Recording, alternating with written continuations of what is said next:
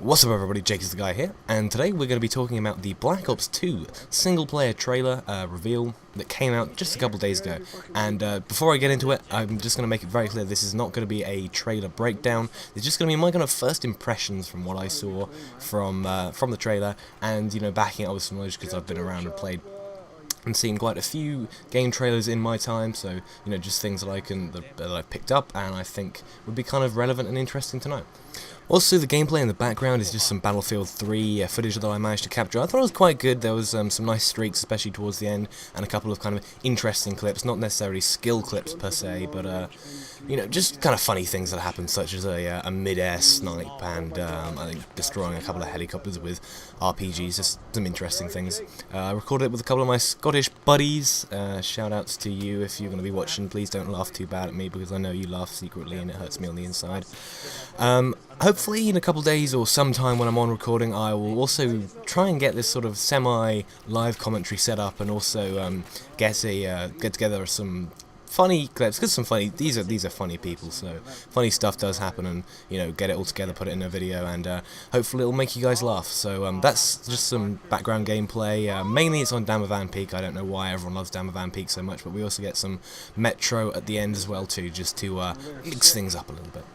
Now, starting from the very beginning of the trailer, we immediately see Frank Woods is not dead. And this is the one bit of the trailer that really got me excited, because Frank Woods was a badass in Black Ops. It's kind of nice to see he survived. I really like what Treyarch are doing, kind of bringing back characters, especially, we had Reznov surviving from World at War, but trying to fit it into the whole game's timeline. It's supposed to be set in 2020 something, I think it's 2025, and so seeing as, well, Black Ops was set in the 60s, Woods based on military and tactic, if you want to be in the MACV, the best soldiers were probably those who were around 30, because you had the right amount of tactical knowledge and abilities, but also not being too old that your reflexes and abilities are starting to fade. So let's say he's 30 in the 60s, adding on 40 years would be 70. That means that's going to leave Frank Woods to be around 90 in the game, so I doubt he's going to be a playable character. I think it'll be more of just a gimmick than actually something that will affect the storyline. But this is a really cool thing that they've done. I hope they continue to do it for every game, some sort of continuity between the characters, and I'll be kind of interested to see what role Frank Woods plays, because I think I watched the interactive trailer. There was two trailers. There was the normal one and the interactive one, which was they were the same trailer, but when you were watching it, certain parts, information would pop up on the screen, and it said something about a documentary, that the whole game perhaps might be a documentary. So maybe Frank Woods will be one of the narrators of the storyline of the documentary, which will be something interesting to see. I really do enjoy Call of Duty single player, so I'll be looking forward to playing that and finding out what Frank Woods is going to do. Now we move on to the mainstay of, what happens to the plot, how things start hotting up, so to speak. And I found an article, I can't for the life of me find it again, but it gave you some interesting, it was, I believe, an interview with one of the Treyarch developers, and he talked about kind of the backstory to it. So, in the future, worldwide resources are running out, especially those used in microtechnology, so the creation of, computers, especially with their microprocessors and microchips, and there is also a kind of a group that's been set up in the not the Middle East, the East, in Asia, between, I believe it was China, Russia, and quite a lot of the Stan countries, Uzbekistan, Kazakhstan. I'm not sure about Afghanistan, because that's kind of a separate entity. And what was happening was some Middle Eastern people, because every game has to have Middle Eastern baddies. There was a hacking guy in Middle East, some hacker kid, anonymous, let's just say, because anonymous are probably prone to sell themselves out to the highest bidder. They decided to start using America's automatic drones and tanks to heat up and try and start a war between this Chinese-Russian conglomeration and America. So that's kind of a little bit of the backstory. I'm not sure how accurate this is. It was with an interview from Treyarch guy, so I'm trying to say that this information is accurate, but once again, I can't find the article again, so I can't 100% confirm this. Apologies, I really did try. I spent the last 20 minutes looking for it, going through all my history. So no, I can't find it again, and you'll just have to wait and see if I am correct or not. Now we move on and we kind of get to see guys getting involved, proper on the ground soldiers, footmen getting involved in the fight, and what appears to be lots of shooting robots. And what I'm really hoping, please Treyarch, say you've overplayed massively the part the robots are going to play, because I'm not sure, I think better term would probably be drones, but robots just sounds more appropriate, because yeah, I'm being condescending to the robots, I'm not going to lie, because I don't want them to be there. I really hope you're not just shooting robots and they've entirely overplayed how big a part they're going to play. I want to shoot guys because it's just a lot more fun. You can have a game with mechs, that's a good one. Mechs and drones in them, and guys at the same time, guys, foot soldiers. A great example of that actually is Homefront, because in that they had a balance between, in the multiplayer especially, you had, you know, your parrot drone, your armoured little tank going along the ground thing, I can't quite remember. It's a little bit like the assault drone from Modern Warfare 3. It had a rocket launcher and a gun. You also had the little helicopter you could fly around. It worked. You could shoot guys, you could shoot drones, and neither was overpowered, and it all worked quite well. The parrot was a lot of fun. I think I posted a video back in the day, maybe 6 months ago, where I was actually just abusing the parrot and its amazing infantry spotting techniques. And that works, so there's living proof in Homefront that you can have a game where both mechanical and organic enemies are killed, shot, and pose a threat to you and your general safety in the game. Now we come to the real meat of the trailer as we're ramping up to the big climax at the end. We get, you know, things being faster paced. Introduction of what appears to be, I think the guy, the main guy, I immediately thought he looked a bit like Woods, but after, you know, thinking about it, it can't really be the same guy. Maybe it's Woods' son, we have no idea.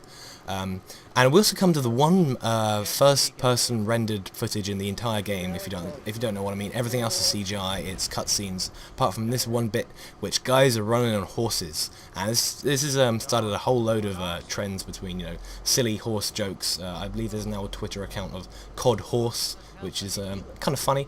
But we also kind of reveal some things about the plot line, because there is.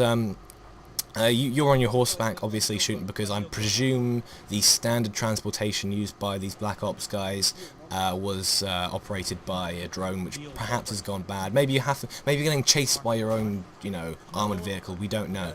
But we also appear to be firing upon what it seems to be a faintly Middle Eastern guy. I couldn't tell. He seemed to have the same character model as a Middle Eastern person from previous games, riding in what appeared to be an armored technical with a you know, machine gun bolted on the back, which is generally something that is found in, you know, is low budget, it's effective, it's fast, it's easy to maneuver, portable fire base, and it's something that they use a lot. They use it a lot in Libya, actually. The rebels found quite a lot of. All you need is a Toyota I believe it's called a flatbed truck. I'm not entirely sure what they call it. I think that's what they call it in America, I believe. Anyway, I'm not totally up on my trucks.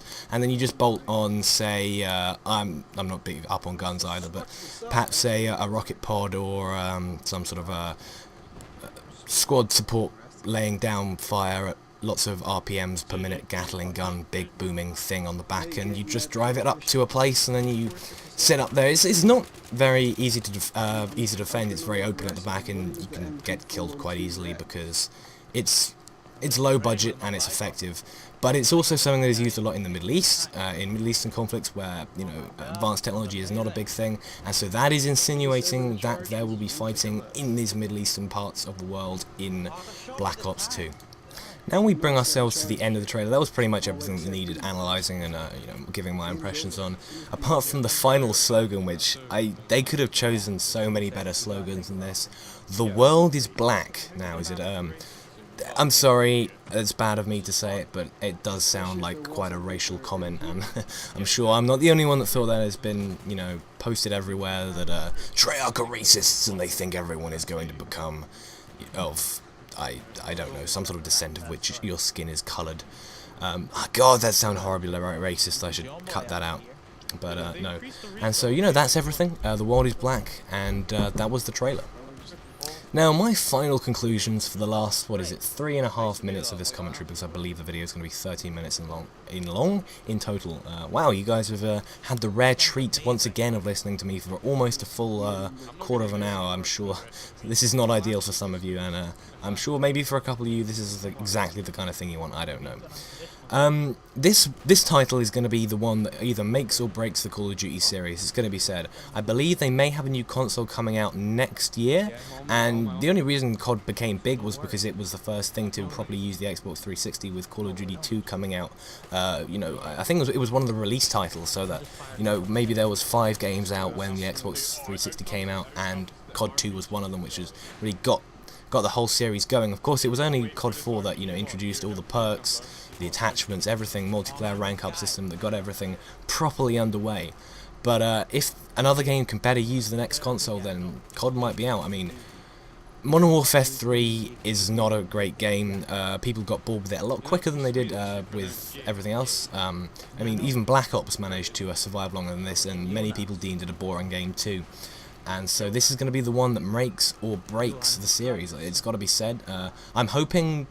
I'm not really sure what I'm hoping for, because it would be nice to see something other than Call of Duty, but COD does COD best. No one does COD better than COD does. And it really is, it's great fun, it's a good series, and I kind of don't want to see it die. I've had you know, it's going to sound strange and kind of odd, but I've had good memories playing Call of Duty on the Xbox, and hopefully soon on the PC too. I haven't actually got a copy of any of the titles from the series yet. Hopefully I'm going to change that. But yeah, maybe it's time for something new, but hopefully we can also have one last hooah from the Treyarch developers. Now, what we haven't yet seen is zombies and multiplayer footage, and this is going to be the real bit that gets either people going and pumped for it and gets the pre-orders in, or is just going to make people say, no, I don't want to buy this game.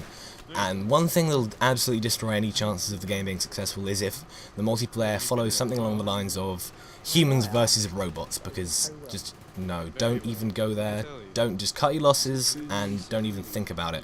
And also, if you think about not including zombies, I think it's been confirmed. Once again, I can't confirm the confirmation, sorry. This was certainly not information confirmed. This is, you know, information not denied. Not confirmed, but not denied either. It's all up in the air. Zombies. If it's not there, people are going to be very annoyed. If it is there, people are going to be happy. But people just want a zombies game, perhaps. Maybe that's going to be the future. That's going to be the last thing they do. Just a zombies game. We don't need anything else. We want zombies. Everyone wants zombies. And for the last 30 seconds, there's one extra point I want to bring up. Am I going to be buying this game on Xbox or on PC? And the answer is probably going to be PC, I'm going to say.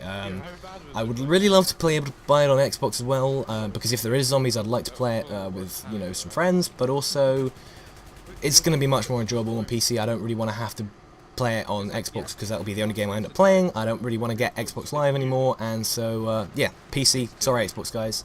And coming to an end here, so thank you very much for watching. If you found anything I said in this video interesting or informative or learned anything new, then please leave a like and a comment as well, would be much appreciated. I reply to every single comment, so thank you very much for sticking through with me 13 minutes.